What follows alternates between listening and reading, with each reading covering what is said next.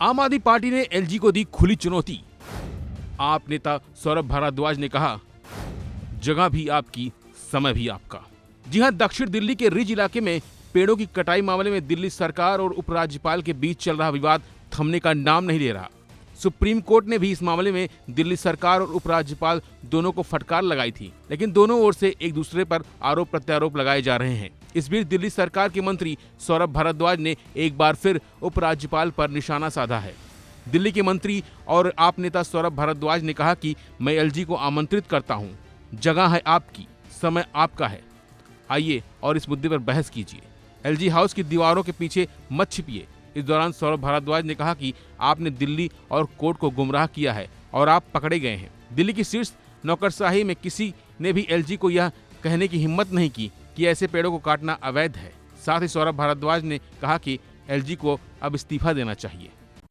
जिनके ऊपर सीधी निगाह सुप्रीम कोर्ट की है कि सुप्रीम कोर्ट के आदेश है कि इन जंगलों के अंदर एक भी पेड़ कटेगा तो सुप्रीम कोर्ट की परमिशन ली जाएगी, ट्री ऑफिसर की परमिशन ली जाएगी। ना ट्री ऑफिसर की परमिशन है, ना सुप्रीम कोर्ट की परमिशन है।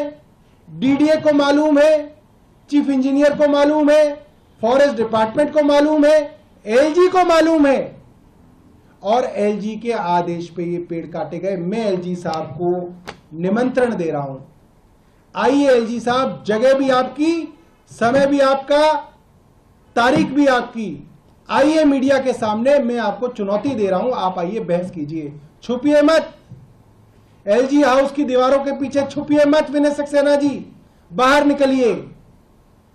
आपसे दिल्ली की जनता सवाल पूछ रही है, दिल्ली की चुने हुई सरकार आपसे सवाल पूछ रही है, दिल्ली का चुना हुआ मंत्री आपसे सवाल पूछ रहा है। आपने जो चोरी की वो पकड़ी गई, आपने कोर्ट को गुमराह किया, आप पकड़े गए, आपने दिल्ली को गुमराह किया, आप पकड़े गए। आज भारतीय जनता पार्टी और विनय सक्सेना एलजी साहब दोनों पूरी दिल्ली के सामने एक्सपोज हो गए। इन्होंने जानते बूझते पेड़ों को कटवाया और इनको लगा अरे कौन क्या कर लेगा हमारा, सारे अफसर हमारी जेब में है।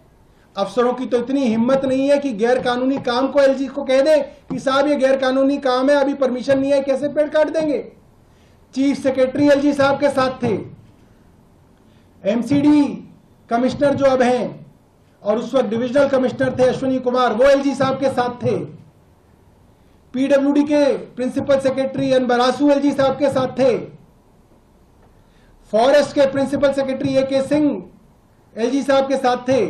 डीडीए का member engineering Ashok Kumar Gupta LG साहब के साथ था।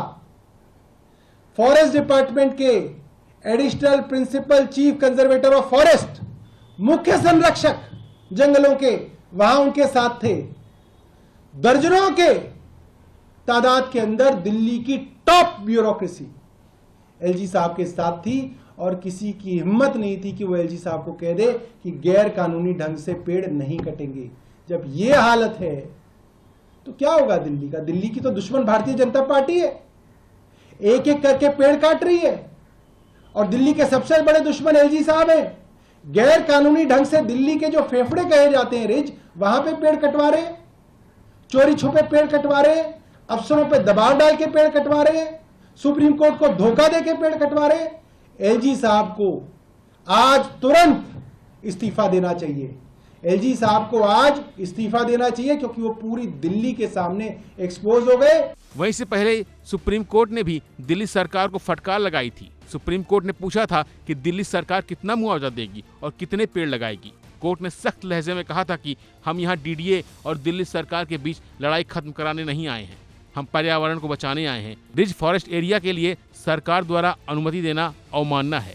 फिलहाल के लिए बस इतना ही। बाकी अपडेट के लिए बने रहिए वन इंडिया हिंदी के साथ।